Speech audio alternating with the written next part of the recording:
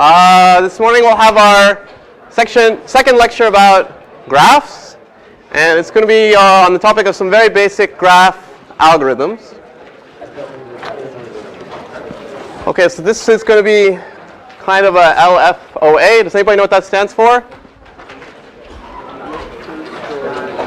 It's a lecture full of acronyms. Okay, so let's get started. One of the most basic graph algorithms, there's one called BFS. That stands for breadth first search. There's one called DFS. That stands for depth first search. And the most special cases of AFS, which I guess stands for Andrew File System, but it also stands for arbitrary first search. So this is what we're going to talk about for the first half of the lecture or so. So these are all algorithms. What is the problem that these algorithms are solving? Let's find out. So one of the things we talked about towards the end of the last class is connectivity of graphs and reachability, and that's what these algorithms are concerned with. So they're all graph search algorithms. So let's say you're given a graph, G equals VE. There's some basic things about it that you would like to know. Perhaps you have two vertices S and T, and you want to know if there's a path from S to T or a walk from S to T. Or perhaps you just want to decide, is G a connected graph? Or maybe if it is, or then you're happy. If it's not, you want to identify the connected components of G, or count the connected components of G. So all of these problems reduce to this problem, which is what we're going to mostly talk about, which is this task. I give you the graph, I give you one particular vertex S, sometimes called the source, and you want to identify all the nodes reachable from S. Okay, for example, if that's all of the nodes, then it means the graph is connected. And if it's not all of the nodes, it means the graph is not connected. Okay, and if it contains T, then you know that S can reach T, and so forth. And this set of nodes of S is called the connected component of S, containing S. So I'll use this notation a little bit for it. Okay, and this is exactly what this most general algorithm we'll talk about, arbitrary first search, does. It takes as input G and S, and it finds all the vertices connected to S. Now, it actually has a bonus. I mean, it doesn't just solve this problem. It returns to you as an output like an interesting structure. It returns to you a spanning tree of the connected component, and the spanning tree is rooted at S. So what is a spanning tree? A spanning tree of a graph is just of a connected graph is just a subset of the edges, which is a tree, and uses all the vertices. Okay, so it's just a tree on the same set of vertices and using a subset of the edges. Okay, maybe more informally, it's a minimal set of edges that connect up all the vertices of G. So here's a picture. Here's a graph. It's definitely connected. And here's a spanning tree highlighted in yellow. So if you look at it, it's actually a tree. Remember, a tree is a connected set of vertices with no cycles, or with one fewer edge than the number of vertices, etc. And it doesn't have to be unique, the spanning tree in a graph. For example, this is another spanning tree. If you squint at that, you'll see it's also a tree. Okay, so it's just a tree, which is like a subgraph of the given graph. Okay, any questions? All right, so let me tell you about this arbitrary first search algorithm. And it's a little bit funny. If you've never thought about this kind of thing before, you might say, okay, suppose this is the graph, and this is G. Sorry, this is G, the graph, and this vertex in the middle is S, and we want to find all the nodes reachable from S. You're like, well, it's like these ones, obviously, right? It's a task that's quite easy to do with your eyeballs if the graph is like drawn for you, at least if it's drawn in a nice way. But you know, it's not like the computer algorithm gets like a picture of the graph as the input, nor does it have eyeballs. And it's not such an obvious task. It's not so obvious how to do the task when the input looks like, you know, this, which is essentially how it looks as the input to a computer algorithm. You know, maybe it's in adjacency list format or adjacency matrix format, but basically you're getting this information. So now it's not so easy, right? If I give you this graph and say, okay, tell me all the vertices connected to S, you know, You might be like, well, I can see S is down here. It's connected to U, so that's good. We've got S and U. And U is connected to V maybe, so now maybe I have S, U, and V. And S is also connected to Y, so it's not super easy, right? I mean, somehow it seems you have to sort of explore out the graph from S, kind of without looking a little bit. And that's exactly what this algorithm AFS will do. Okay, so now I'm actually going to show you like the pseudocode for the algorithm. And let me start by saying this is a comment. It uses some kind of data structure. This is not a class about data structures. It's a class about great theoretical ideas. So we won't get too much into it. But just imagine you have some kind of data structure called a bag. And we're going to put things called tiles into it. And the tiles are going to have the names of vertices written on them. Okay, so you might implement this actually in an algorithm with like an array or something. But let's just think of it as a bag for now. Okay, so this is the algorithm. So let's go through it. The input is a graph G and a starting vertex S.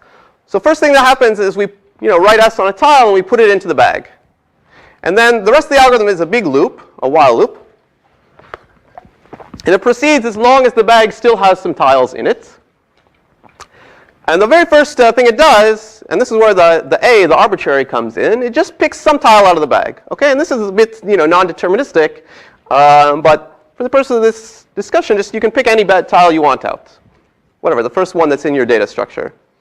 So you pick it out, and it has some vertex name written on it. So let's call that V. And okay, now we hit this if statement. We look to see if V is marked. So the idea in this algorithm is you're going to go through the algorithm, and you're going to start marking vertices. Maybe you have like one bit that's supposed to be true or false associated to each vertex in the graph, and they're initially all false or unmarked. And you start marking vertices to mean that they are connected to S. Okay, so at the end, like you say, all the vertices that I marked are ones that are connected to S, and all the unmarked ones are not connected to S. And somehow also the idea is that having a tile in the bag that has W written on it means I need to keep exploring from W. Like there could be some more vertices connected to S via W that I want to keep exploring. Okay, so getting back to the algorithm, you pick out some tile that has let's say the vertex V written on it. So the first thing you do is check if it's unmarked. Okay, if you've already seen it before, if it's already marked, then you just forget about it. You're like, okay, this one we already knew is reachable from S. Otherwise, we mark it. And then we go through all its neighbors and put them into the bag. Okay, a tile with them written on it in the bag. Yes? When we take out V, does it stay out of the bag? Yeah, so when you take the tile out of the bag, you look to see if it's marked or not. If it's marked, then you just throw it away. If it's unmarked, you put all its neighbors into the bag, and you also throw it away.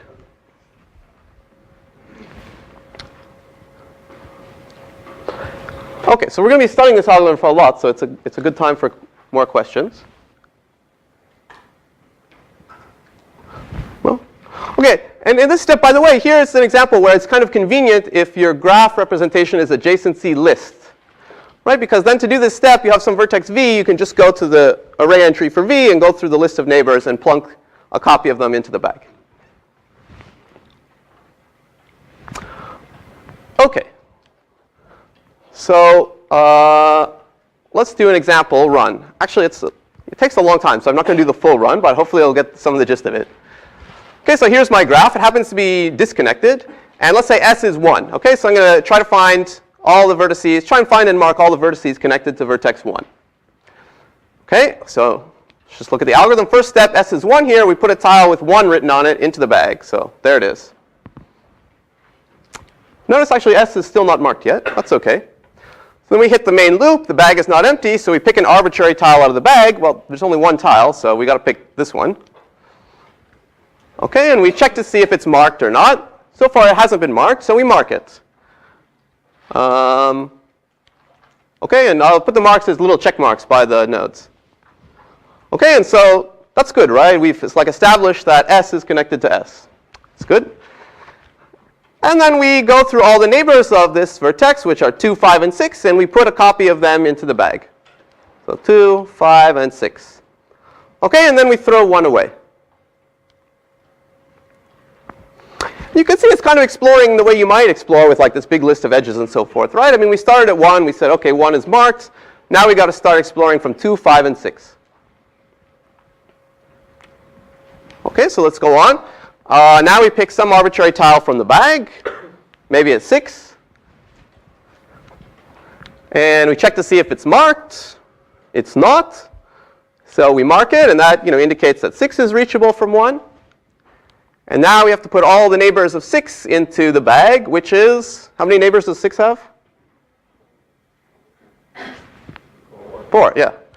1, 2, 5, and 7. So you see, actually, now we have 2 copies of 2 in the bag. That's possible.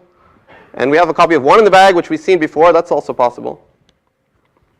OK, so we go back up to the top. The bag is not empty. We pick an arbitrary tile. Maybe it was 7. 7 is not marked, so we mark it, indicating that 1 can reach 7. We put all the neighbors of 7 in the bag, which is 2, 3, and 6. We continue. It's not empty. It's going to take a while for it to empty. We pick an arbitrary tile. Maybe it's 1. Here's the first case where we say, 1. We already explored 1. So that one is marked. We don't have to do anything more with it. So we can just throw it away and keep going. OK, so we pick another tile from the bag, et cetera. I'm not going to run the whole algorithm. It takes a little while to do it on the screen. And I want to save some mystery for later, Any questions about it, though, so at this point? Yeah? Is it possible to calculate the expected values of the complexity for the average case? The question is about expected values and average case. Do you mean average case? I mean, what's the, not that we've talked about randomness yet, but there's no randomness in this experiment. I mean, this is, I'm not picking a random tile here. Not that it matters, but I'm just picking an arbitrary tile. So this is not like in some sense, this is not a fully specified algorithm yet, because I haven't literally told you how I picked this arbitrary tile. For now, I'm just going to say, actually, we're going to reason about it independent of the exact means by which I picked this tile. And at the very end, we're going to specify a couple of different ways you could make this line more explicit. And we'll see that slightly different things happen. OK, so we want to analyze this algorithm. Mainly for correctness, we want to show the following, that when this algorithm halts, the set of marked vertices is exactly the set of vertices reachable from S. That's our main goal with this algorithm. OK, so we have 2 sets here, and we want to show them equal. How do you do that? Usually you show that one is contained in the other, and the other is contained in the first one. So let's first talk about why are the set of marked vertices a subset of the reachable vertices? Why is everything that gets marked reachable? This one, I don't want to belabor the point. I think it's pretty clear, right? I mean, if you look at the algorithm, there's no way, if it starts in S, that you can get out of the connected component of S, because you're always just like following edges starting from S. So you can never mark something unreachable from S. I think that's OK. It's OK? So the trickier part is this one, to show that if a vertex is reachable, then it eventually gets marked. OK, that it actually successfully finds all the vertices connected to S. OK, so how are we going to do this? Well, actually, wait a minute. Why does this algorithm even halt? I mean, I started talking about, like, OK, when this algorithm halts, blah, blah, blah. We should first check that it actually halts, right? It's not super obvious, because you have this loop where you take something out of the bag, but then you put some more stuff back in the bag, and then you take stuff out, but you put more stuff back in. Like, maybe it could just go on forever, and the bag would get fuller and fuller. So we better look at that issue before we try to prove anything else. OK, so why does this algorithm even halt? Here's the algorithm again. So let's make a few observations about it. So the thing that worries you is that you keep putting tiles into the bag. So let's see what happens when we put some tiles into the bag. Whenever we put a bunch of tiles into the bag, it's supposed to be because we just marked some vertex v, like one line ago, right here. OK, and every vertex gets marked at most once. You see, because, I mean, you only mark a vertex if it was previously unmarked. So every vertex gets marked at most once. So therefore, we get to this step that puts stuff in the bag at most number of vertices times. OK, so that's good, because every time we put some stuff in the bag, it's like some finite set of tiles, the neighbors of v. So we put at most n bunches of tiles into the bag, each of which is finite. So the bag will never get more than a finite amount of tiles. But every time you go through the loop, you remove one tile. Okay, so we have an absolute upper bound on the number of tiles that will ever go into the bag, and every step of the loop removes one. So it has to halt. It has to halt. It has to stop after finitely many steps. Any questions about that?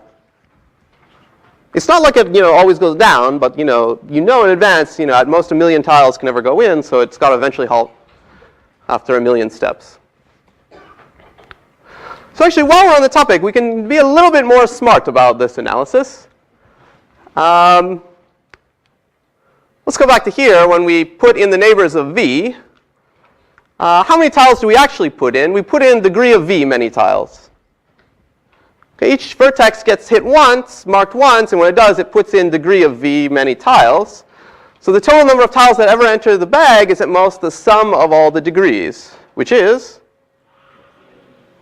yes, twice the number of edges. And why is it at most this and not equal to this? You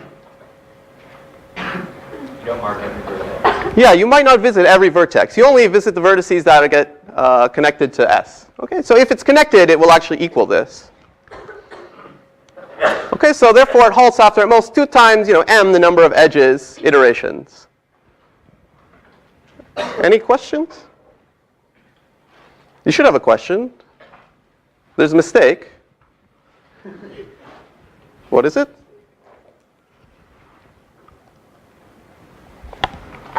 Now suppose you have the empty graph, which has 0 edges. Does this thing halt after 0 iterations? Do 0 tiles go into the bag? How many tiles go into the bag in the empty graph? 1. I mean, we forgot about this line right here. That's 1 more tile that goes into the bag. Okay, so that was minus 0.5 points. Okay, but it's basically 2 times E. Okay, so it's order the number of edges. Okay, I don't want to get caught up too much in running time analysis because it's not the main focus for us, but although we'll talk about it somewhat. I mean, I want to get back to the analysis. So, now we know the algorithm halts, the bag will always eventually empty. Let's go back to proving that it's actually doing the correct thing, finding all the vertices connected to S.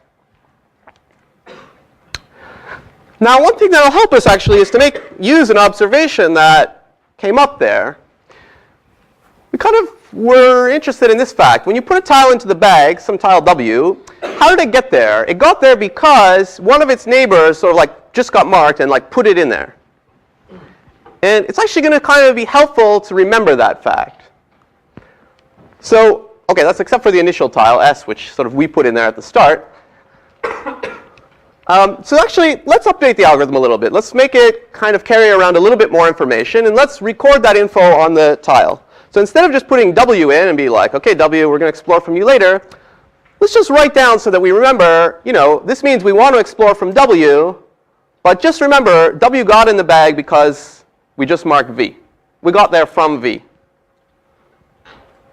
Okay, so we're not so far really changing how the algorithm operates. We're just having it record a little bit more information as it goes along.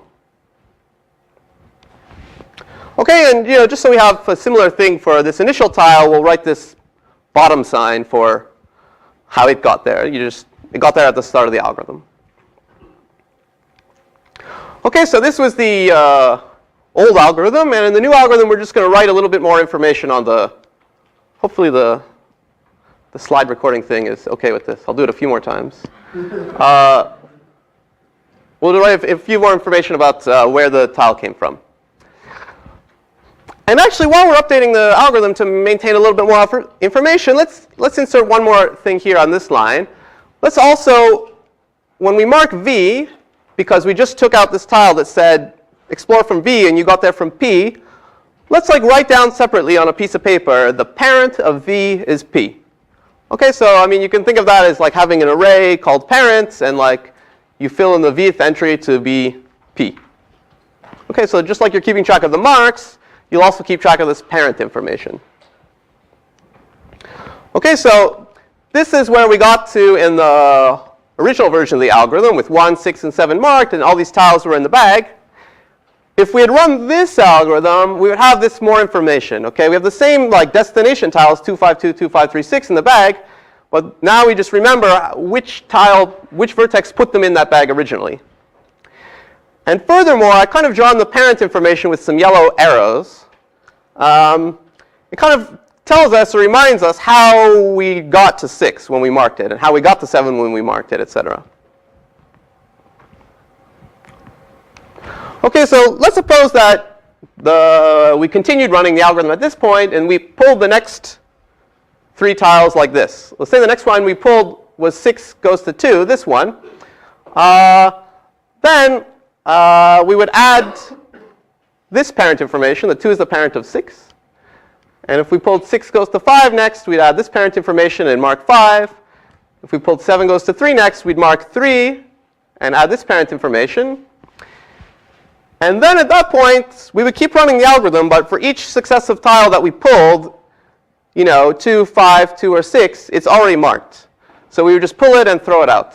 Okay, so we would pull out a tile and throw it out 4 more times, and then the algorithm would really end with this state.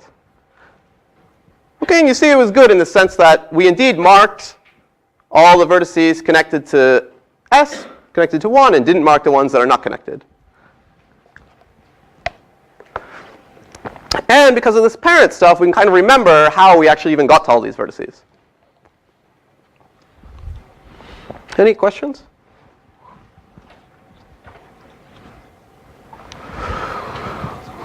Okay, so that's the algorithm, and now we can finally try to prove the theorem that we care about, which is that every vertex in the connected component gets marked.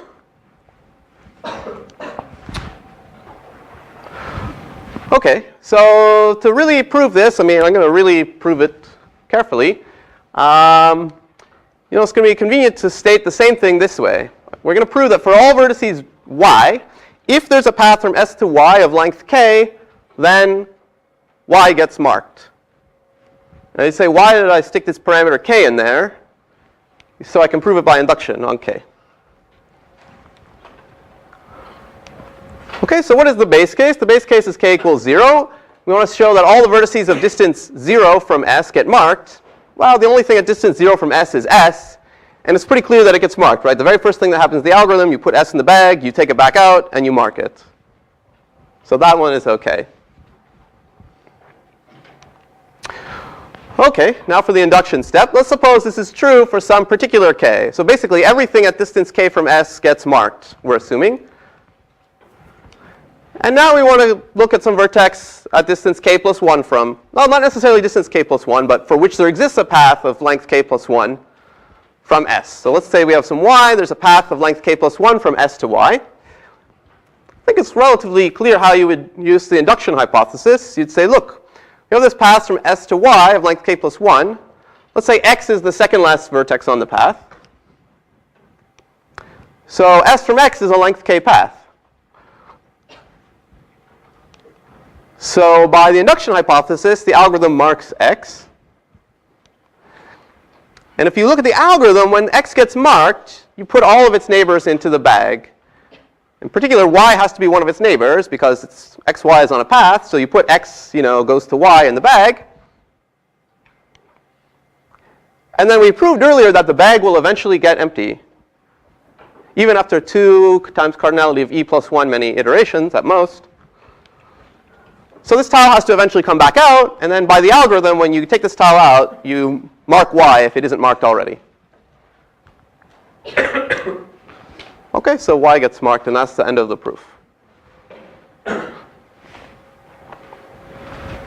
Any question?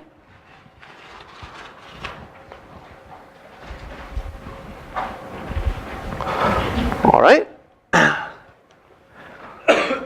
Great. So we proved that the set of vertices marked when you run this arbitrary first search algorithm on G starting from S is exactly the set of vertices connected to S.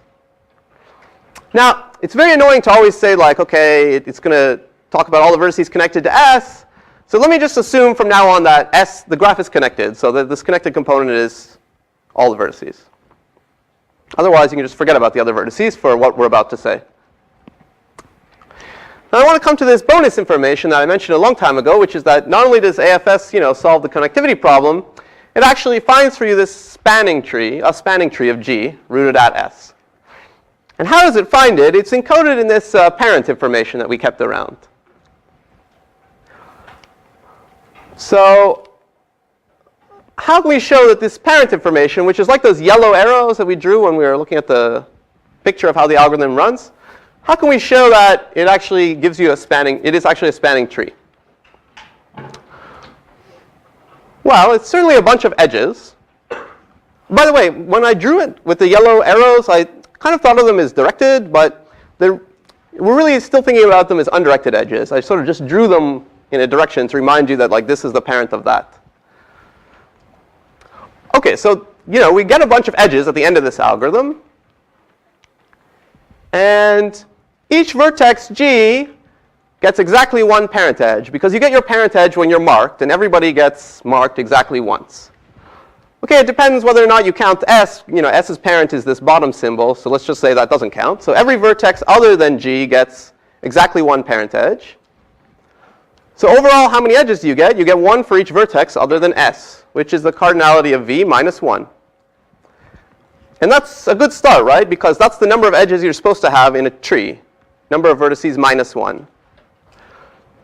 So we have a bunch of edges. It has the right number of them, cardinality of V minus 1. So how do we check that they make a tree? What do we need to further show? Yeah, we need to further show that they're connected, that every vertex can reach every other vertex using just these edges. How are we going to show that?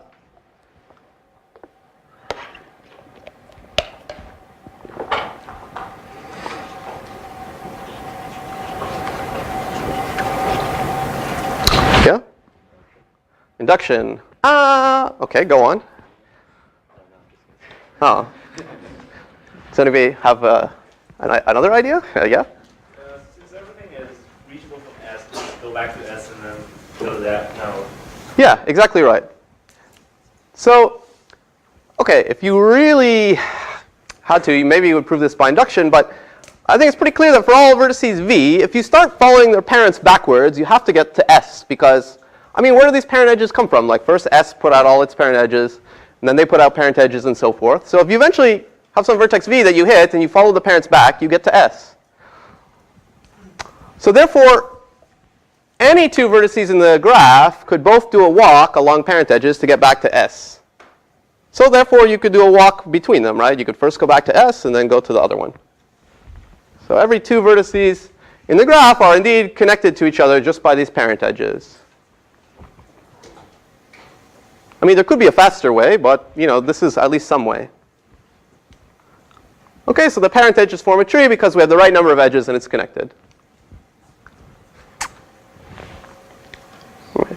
Any questions about that?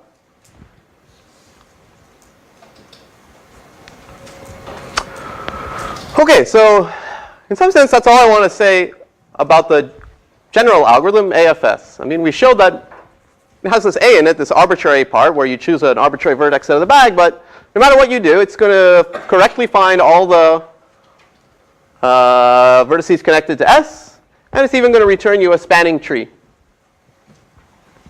So now let's talk a little bit about how you would actually implement this with an algorithm. And the first case of this is depth first search, DFS. And that's what you get if you actually implement the bag using a data structure called a stack, which maybe you've seen before. So a stack is like a bag that has the last in, first out process. So it's property. So it's something like this. When you have a tile, you put it onto the stack, and then when you want to get something from the bag or stack, you just take the first thing off the top. Okay? So how would you actually implement this with an array? You have an array and an index pointing to the end, and when you want to add something, you just put it in the array and move your index this way. When you want to take something out, you take the thing off the top and move the pointer back this way. And for the purposes of letting me show a picture, let me assume that the graph is stored in adjacency list format and that the vertices in each list are sorted. So let's say we have this little graph. So what actually happens when you use a stack here? Well, the quick version of it is, you start exploring from 1. You put the tile 1 goes to 2 on the stack, then 1 goes to 5 on the stack, and 1 goes to 6 on the stack. OK? And then, in the next step, you take the top thing off the stack, which is 1 goes to 6. Thank you. So you go to 6 first. And then the algorithm puts all the neighbors of 6 into the bag, or on the stack, which are 1, 2, 5, and 7. So the next thing that is on the top of the stack is 6 going to 7. So the next thing you add is this. And then 7 puts its neighbors, 2, 3, and 6 on top. You take the top one off. That 7 goes to 6. But you've seen 6, so you'll discard that. Might have to watch the video again on this one with a piece of paper. And then the next one is 7 goes to 3. So you take that off, and you mark 3. You put its neighbors on, 2, 6, and just 2 and 7. You discard 7. The next one is 2. Eventually, you'll come all the way back and do 5.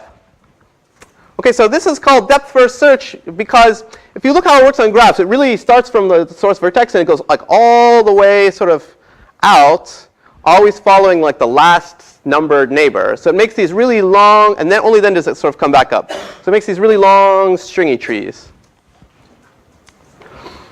Now, one cute thing about depth-first search is that if you're writing it in like a high-level programming language as opposed to a Turing machine or something, usually programming languages allow recursion. And how does recursion actually work when it gets compiled down to like Turing machine-like code? The compiler needs to keep track of where you are and like all these function calls, and it uses a stack for that. So actually, the compiler kind of can build a stack for you, which means you can actually implement depth-first search without like writing any data structures yourself. I mean, this is the whole code. To do a recursive depth-first search from V, check if it's marked. If not, mark it, and then do the recursive call from each of the neighbors. OK, so that's actually one cute thing about depth-first search. Any questions? The other well-known instantiation is breadth-first search, which starts with B. And this is the case when the bag is a queue data structure. A queue means like a lineup in UK English. And that's a first in, first out principle. So it's sort of like this. You have like a list, and like when you add something to the list, it goes at the back. And when you take something out, it comes from the front. OK, so probably you would implement that with a linked list or something. And we'll again assume, for the purposes of this picture, that we use the adjacency list representation. So here, what happens, you start with 1. You add the neighbors 2, 5, and 6. And they go in the line, like 2, then 5, then 6. So then you do 2 first. It puts out its neighbors, which are 1, 3, and 6. But they go at the back. So what's left at the front? What comes next? 5, yeah. So you get to 5. It puts out its neighbors, but they go at the back. So you still do 6. Right? So you kind of do all the vertices connected to 1 first, 2, 5, 6. And finally, when you're finished with them, you come to like the neighbors of the first guy you handled, 2. So the next thing will be 3, and then eventually you'll get 7. OK, so it's called breadth-first search because if you look how it works on like a big graph, it kind of makes these wide, bushy trees where it kind of goes all the vertices at distance 1, then all the vertices at distance 2, et cetera. Any questions about it?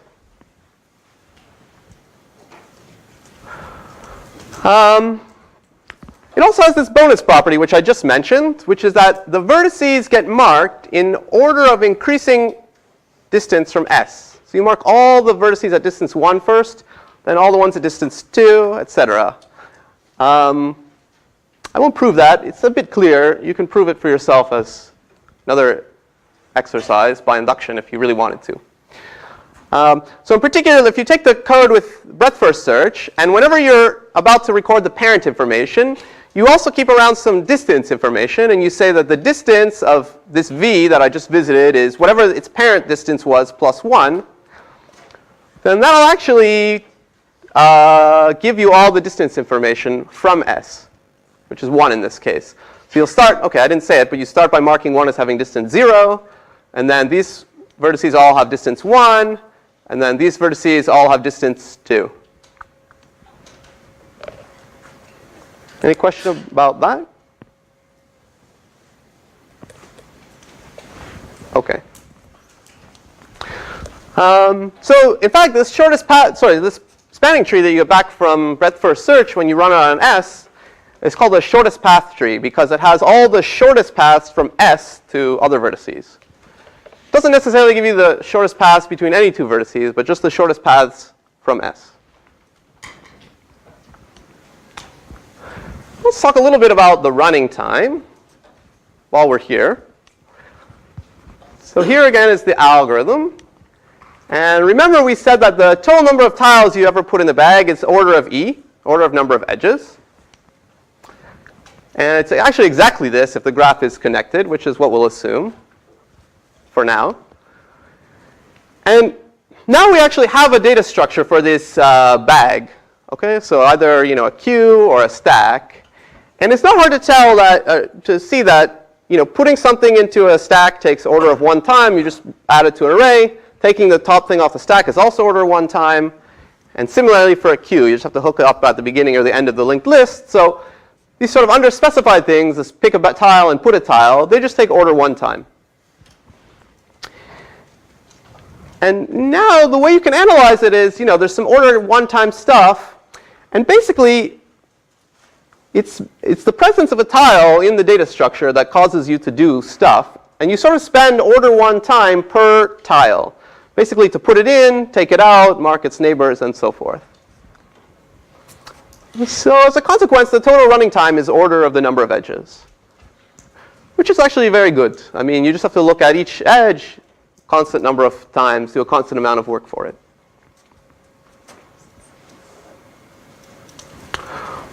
Okay. Now one small thing, I mean, this AFS algorithm on G and S just finds the connected component of S. So maybe you run it and you found the connected component of S, but maybe it's not everything. You probably still want to find all the other connected components. So what should you do? Pick an unmarked vertex and run it again. Yeah, pick another unmarked vertex and run it again. And repeat this. And it's very short. I mean, if you want to make a big algorithm that finds all the connected components, you just go through all the vertices, check if they're unmarked. If they are, find its connected component that marks a bunch of vertices. It's connected to V, and then you just keep going and do it for all the unmarked vertices. So you can plug in BFS here or DFS here, it doesn't matter. And what is the overall running time?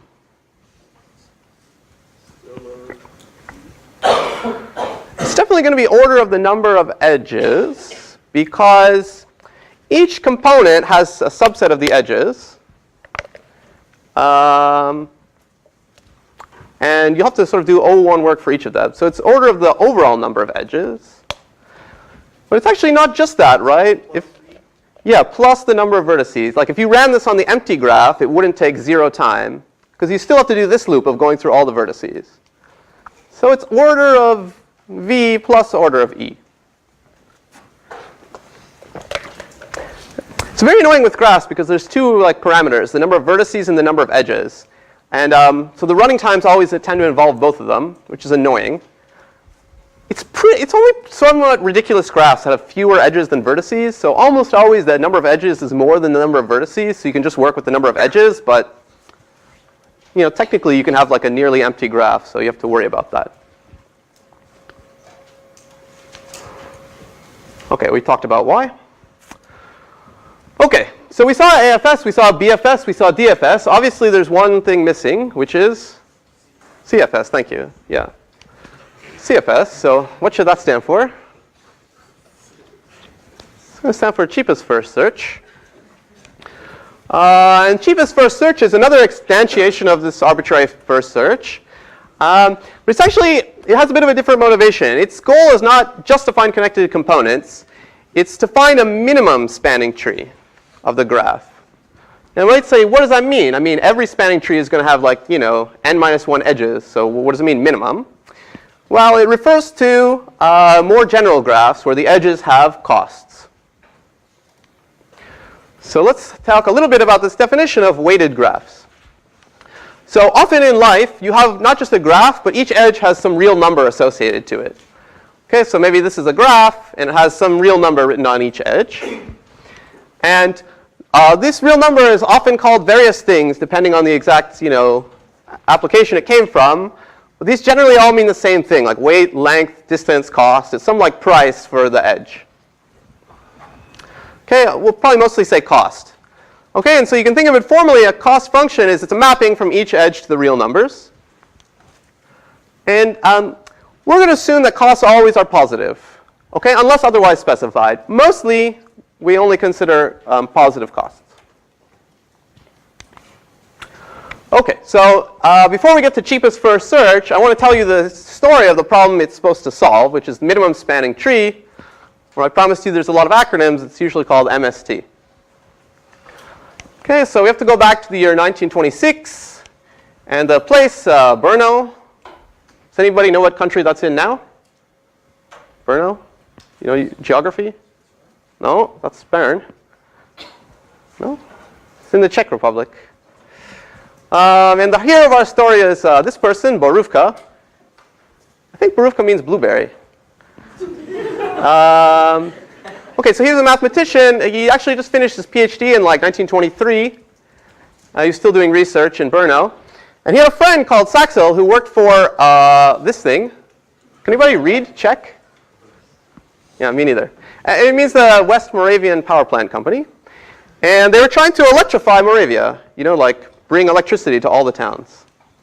And he asked, his mathematician friend, like, what would be the most efficient way to do this? So maybe this is Moravia. I mean, Brno is the biggest city, but there's a bunch of towns. And let's say there's an edge between two towns if it's like feasible to connect them by power lines. There's no mountains or something. And there's going to be some costs on the edges. So whether that's, the distance, or maybe that's like the amount of money it would take to install power lines along this edge, there's some cost to it. So maybe it's like this. Okay, and what you're trying to figure out, what Saxel wanted to figure out was, we can build power lines between the cities, and we can put the power plant wherever, but we just want to make sure everybody gets electricity. Okay, and so we want to do it in like the cheapest way too. So I think it's like this. You see, we selected some edges, we built some power lines along these edges, and now there's power going to every town. If we put a power plant anywhere, it doesn't matter. Okay, and the cost is the sum of these overall costs. Okay, so more formally, the MST problem is this. You're given a graph G, and it's got a cost on all the edges. This should say E. That's a mistake. And the output, you're supposed to output a subset of the edges that connect all the vertices and have the minimum total cost. Now, why is it called minimum spanning tree? Well, I claim that the minimal cost edges that connects all the vertices will be a tree. Why is that? Yeah? If it wasn't a tree, it would have a cycle, so like there would be one more edge than you needed, so you'd be spending too much money. Why? Because Yeah, you would have a cycle otherwise. So maybe not necessarily a cycle, but you'd have, no, you would have a cycle if you have more than a tree and it's connected.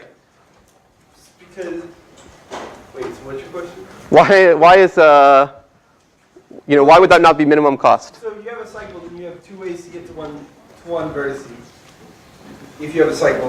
Yeah. So that's two more paths than you need. You only need one path to each vertex. Well, I wouldn't quite put it like that, but you can delete one edge on the cycle and you would get a lower cost tree. Yeah. Okay. And that uses actually the fact that all the costs are positive. And it would still be connected. Okay, so that's the minimum spanning tree problem. So here's an example. This is, well, it's the same Moravia graph, but just with letters. And I did the math. This is the minimum spanning tree. The one's in yellow. And it happens to be the unique solution, and the cost is just the sum of the costs, which is 42 in this case. Now I'm going to make a simplifying assumption. I'm going to make an assumption when we're studying the minimum spanning tree, which is that all the edges have distinct costs. And if you make this assumption, it's not hard to show that the minimum spanning tree is actually unique. And that's convenient. It's even just grammatically convenient because you can speak of the minimum spanning tree rather than a minimum spanning tree. Now this assumption is not a big deal. It's without loss of generality by a very simple trick. Maybe it will put on the recitation or something. There's a little trick that shows it's without loss of generality. And in fact, here's a hint for why that's true. This is an actual quote from the actual Boruvka. Whether the distance from Brno to this other city is 50 kilometers or it's 50 kilometers and 1 centimeter is a matter of conjecture. That's supposed to be a little joke, but I mean the point is, probably in real life, if you have costs on your edges or distances on your edges, they're not going to be literally exactly the same. So maybe that's why you wouldn't worry about this assumption anyway. But anyway, you can get around this assumption very easily. But I'll assume it for now. Okay, so let's come all the way back to AFS, which we studied before, this arbitrary first search, and we'll talk about cheapest first search. And this is sometimes called Prim's algorithm because this Texan guy, Prim, published it in 1957 in English. But actually it was discovered a long time ago by Jarnik, who read Boruvka's original paper about MST and wrote him a letter saying, I think I have a simpler algorithm. Fortunately for him, it was in Czech, so not many people knew about it. But he figured it out 27 years earlier. And actually, Boruvka's had a different algorithm from 1926. But we're going to study mainly this algorithm due to Jarnik and also Prim, which is cheapest first search. Okay, so this was our AFS algorithm, arbitrary first search, and we're just going to, do the cheapest edge every time we pick out a tile. We'll pick out the one that's actually the cheapest edge. And in this arbitrary first search, usually you start from some vertex, right? If you're trying to solve minimum spanning tree, there's not inherently a vertex that you want to start with, but you can just start with any vertex. I told you that actually the minimum spanning tree is always unique. So whatever solution you use to find it, you're always going to get the same thing. So it really doesn't matter where you start. So that's the algorithm. And while we're here, mainly I want to analyze why this gives you the minimum spanning tree correctly. But just while we're here on this slide, let's spend 2 seconds talking about how you would actually implement it. Now it's a bit more painful because you care to, every time you pull a tile out of the bag, to pull out the cheapest one, the one that has the lowest edge cost. So if you just use a stack or a queue, the edges are in there in some arbitrary order, and you might have to just look through all of them to find the cheapest edge. Okay, which is order of E time, if there's that many tiles in the bag, so maybe the overall running time is quadratic. And you know what, this is we mainly care about the distinction between polynomial time and exponential time in this class, so that's good enough for us for now. I will say though that if you're more sophisticated, and probably you'll study these things in 210 or something, you might use a data structure called a priority queue for this, or a heap, which kind of keeps the bag edges in some kind of semi-sorted order. There's a trade-off between the putting in and taking out. If you want to keep it totally sorted, then this step, taking out the cheapest edge, is very fast. But putting an edge in is very slow because you have to resort everything. So there's some kind of nice trade-off between those two things, and you can get it so that both the picking and the putting are logarithmic time. I won't say how. It takes a little while to explain. But anyway, you can do this algorithm in E log E time, M log M time, which is actually quite good.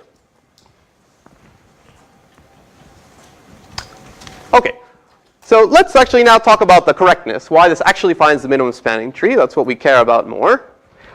And just so that you don't have to remember all the 10 steps in the algorithm, basically what's going on with cheapest first search is you start with S and you sort of slowly grow this spanning tree out from it.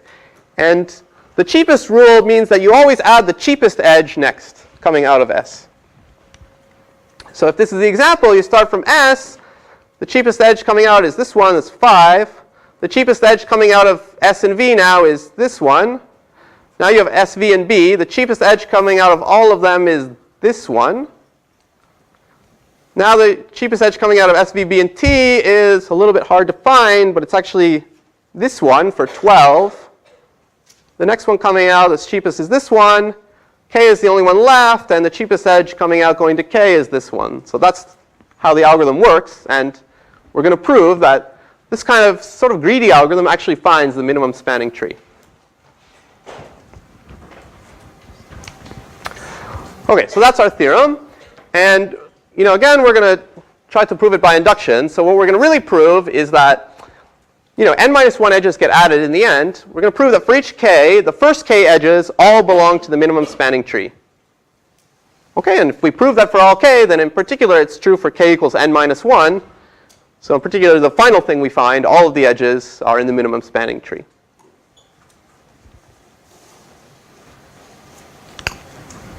Okay, so it's going to be an induction.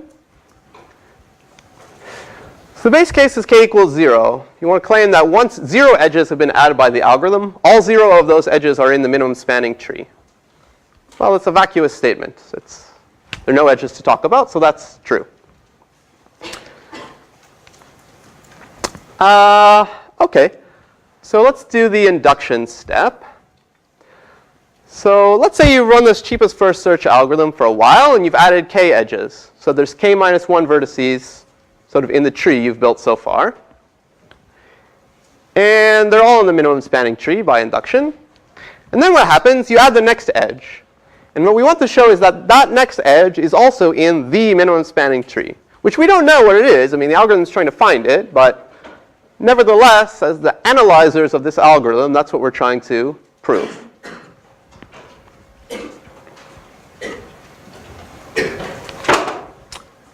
Okay, so let S be this big S be the set of vertices connected to little s so far. So maybe this is the picture. We started at S, we added like 3 edges, and capital S is this set of 4 vertices. Okay, and we're assuming by induction they're all in the minimum spanning tree. We want to say whatever edges are added next, it must also be in the minimum spanning tree. So let's say E is we'll just give a name to it, is the edge added next. Let's say E connects V and W. So E is going to have one endpoint inside capital S and one endpoint outside capital S, right?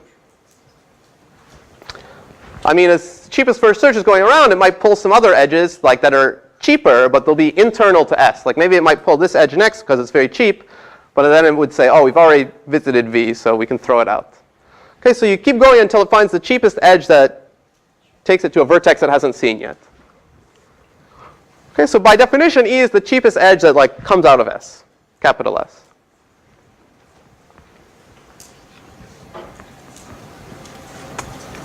Okay, so let T be the minimum spanning tree for G, which again, the algorithm does not know what T is. It's trying to find T, but we, the analyzer of the algorithm, I mean, this is a legitimate math step to just say, well, it's something. Let's call it T. So I kind of hypothetically drew it here. So T is supposed to be the set of all yellow edges here. And let's assume, for the sake of contradiction, that E is not in T. Okay, but we want to show that E is actually in T, so let's assume that hypothetically it's not in T. Okay, so now we got to get a contradiction. And what will we probably be contradicting in the end? The thing you have there is not a minimum spanning tree. That it's not a minimum spanning tree. Yes. Somebody want to say about more specifically? It's more of a guess, but I mean, what is a minimum spanning tree? It has like 2 components. Yeah. Yeah, I mean, a minimum spanning tree is a spanning tree that's the cheapest spanning tree. And we're going to be contradicting the second thing, that it's the cheapest spanning tree. Kind of have to, right? We already said that T, well, it's not clear, I guess, but we're going to be using the fact that T is a tree, but we're going to contradict that it's the cheapest. Because somehow it doesn't use E, and E looks like it might be a good edge to use, since it's the cheapest edge coming out of S. But it's not clear. Okay, so I guess the strategy is we're going to build a different tree, T prime, that's a spanning tree, and argue, and it's going to use E, and argue that it's cheaper than T, contradiction. So we kind of want to build a new spanning tree that uses E, and argue that it's cheaper. So probably we're going to try to put E into the spanning tree, T. We're going to have to take some edge out of, I mean, that will make a cycle, so we're going to have to take some edge out of T as well. So we have to figure out which edge to take out. And here's how we're going to do it. Since T is a spanning tree, all the vertices are connected by the edges of T, these yellow edges. So whatever V and W are, they're connected by some path in T. So let's follow that path from V until the first time it exits S. So there's a path from V to W. And let's say E prime is the first edge on this path that exits S. So there it is, and let's call its endpoints V prime and W prime. And that's actually going to be the edge we switch with. Okay, so I'm going to move past this slide, which has a lot of information on it. Are there any questions? Okay. Great, so I deleted this path, but T, or I didn't show it. But we have this edge E now, the cheapest edge coming out of S. And we have this other edge, E prime, which is a path that's in the supposed minimum spanning tree T. It's the first edge on the path in T from V to W.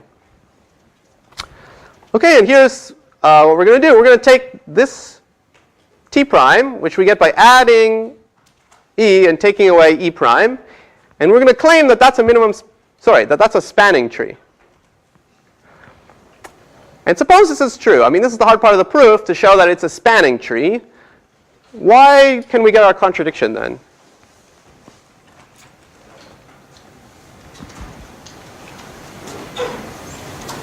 Yeah? Because since E has a lower weight than E prime, and then therefore you can always construct a minimum spanning tree that's even smaller than that. And then by the exchange theorem, you know that therefore that shouldn't be the minimum spanning tree.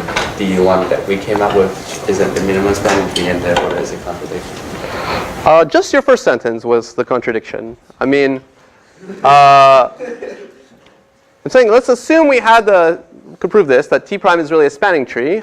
Why do we get the contradiction? It's basically because E is cheaper than E prime, which is what you said.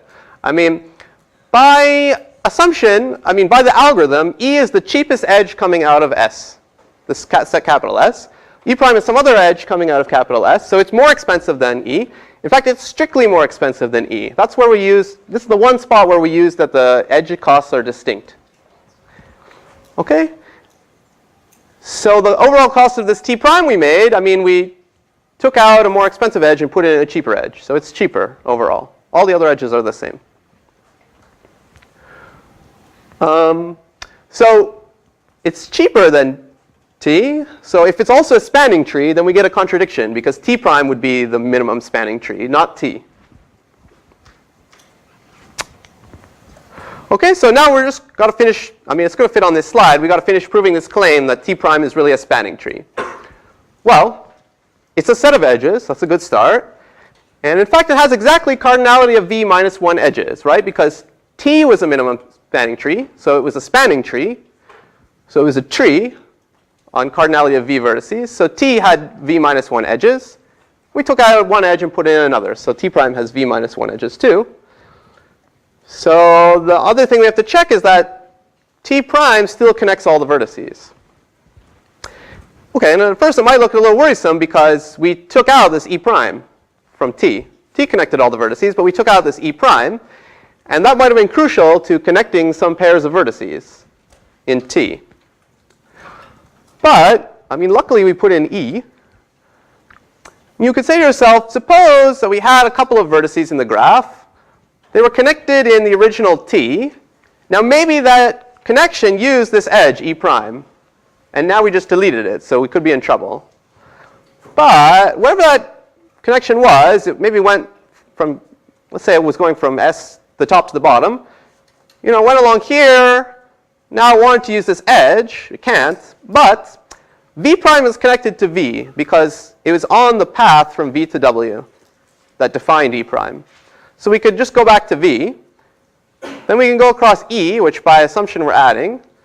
And then W is also connected to W prime because, again, E prime was defined to be this edge on the path from V to W. So we can go over to W prime, and now we're at W prime, and we can finish the old path, or the old walk.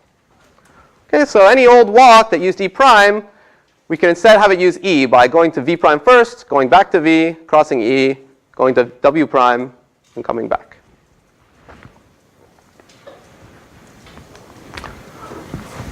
OK, any questions about that? So it's actually the end of the proof, because it's the end of the proof that T prime is a spanning tree. T prime is cheaper than T, so T was not the minimum spanning tree after all. So we get the contradiction that E had to have been in T.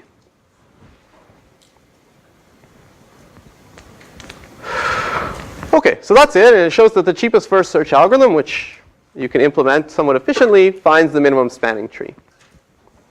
Now let me make a small observation here. Actually, I don't expect you to necessarily get this, but if you look back at that proof we just did, we actually didn't use the induction hypothesis. We didn't actually use that the edges we'd already found so far inside capital S were part of the minimum spanning tree. I don't know, we didn't. You can check. All we really used was that E was the cheapest edge coming out of this set of vertices S. So we actually proved a somewhat more general fact. Over the course of the proof, we proved this thing which is called the MST cut property, which says that suppose you have any graph with distinct edge costs, and S is any set of vertices. Well, S should have at least one vertex in S, and there should be at least one vertex not in S, but any set of vertices otherwise.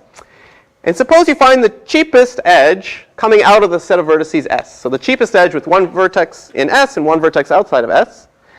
Then the same proof we did shows that any minimum spanning tree has to contain this edge. So that's an important property of MSTs. And it's kind of nice because it's very comforting. Like you find some edge that's very cheap, and it goes from one set of vertices inside a set of vertices to outside of the set of vertices. You can always sort of like add it into an MST you're building.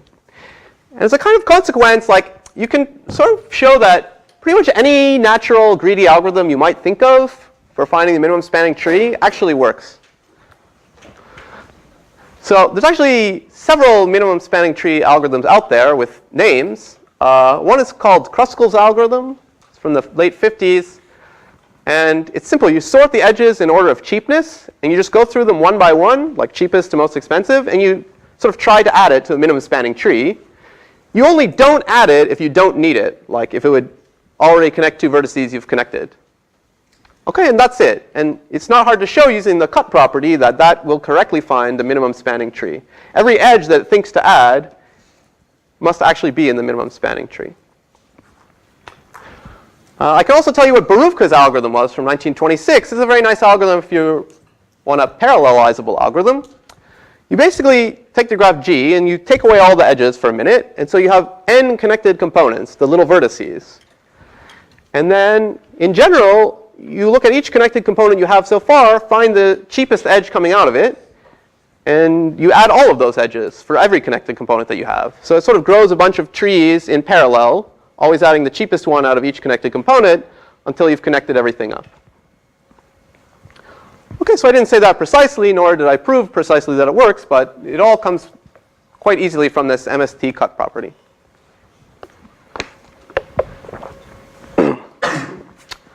Any questions? OK, so we have 7 minutes left, and I will tell you a story.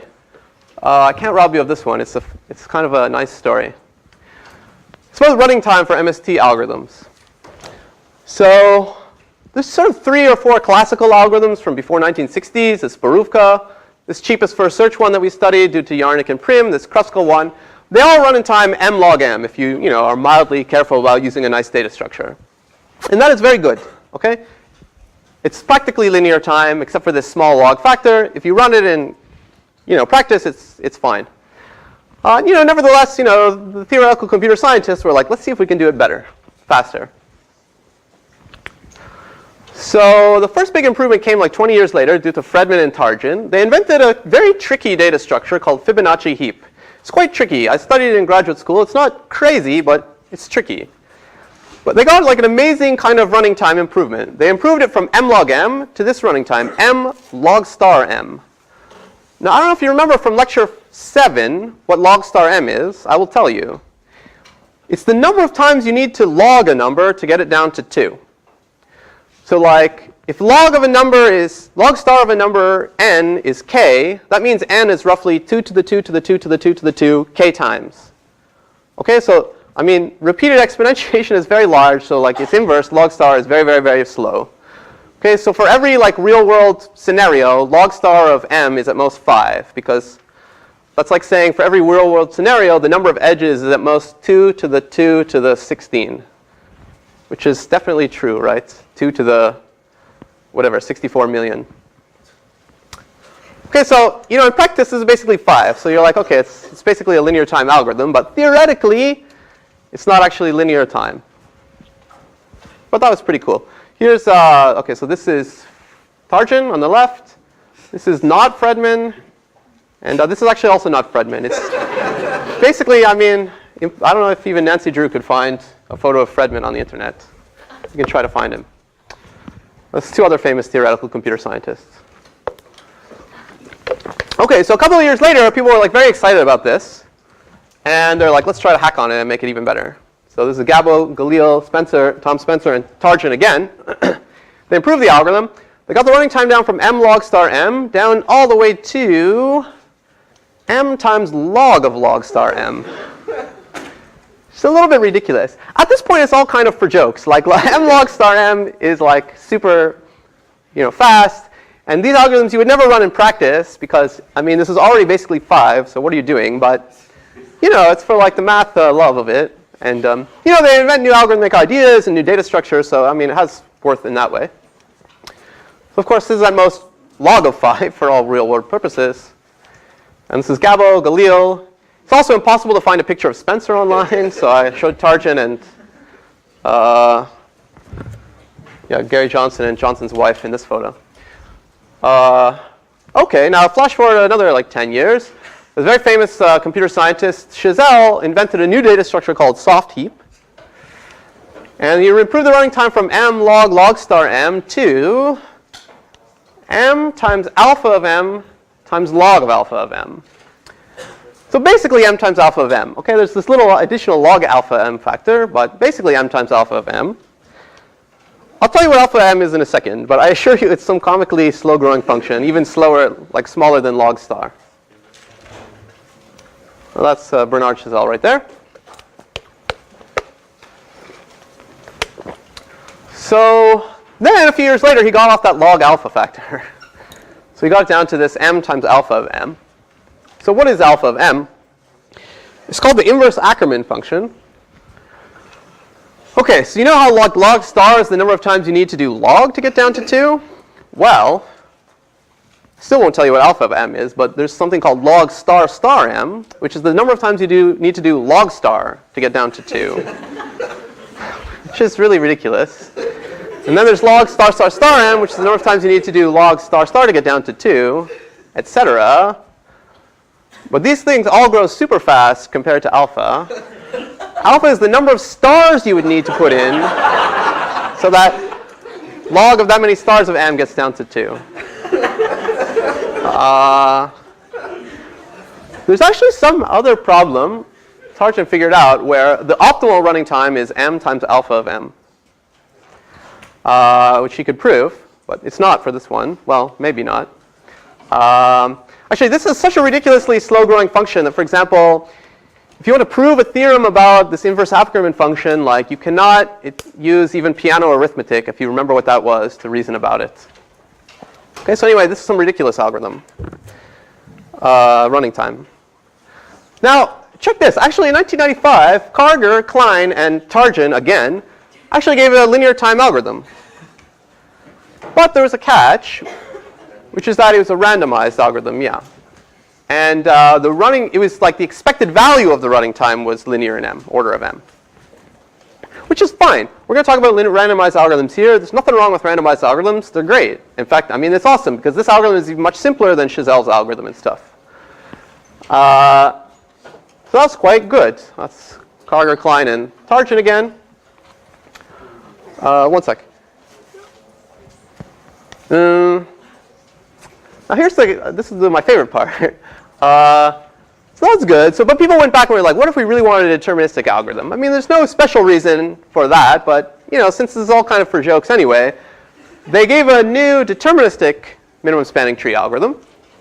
And they proved that its running time is optimal. Well, they proved that it's at most a constant factor worse than optimal. So that's awesome. That's it. That's the ultimate algorithm for MST, deterministic. There's Seth Petty and Vijaya Ramachandran. So, do you want to know what the running time is? We also want to know what the running time is. It's a funny thing. Its running time is unknown. They prove that it's optimal, but they don't know how fast it is. So it's somewhere between order of m, which is a lower bound, and order of m alpha m. Whatever it is, it's optimal, but they don't know what it is. Okay, see you on Thursday.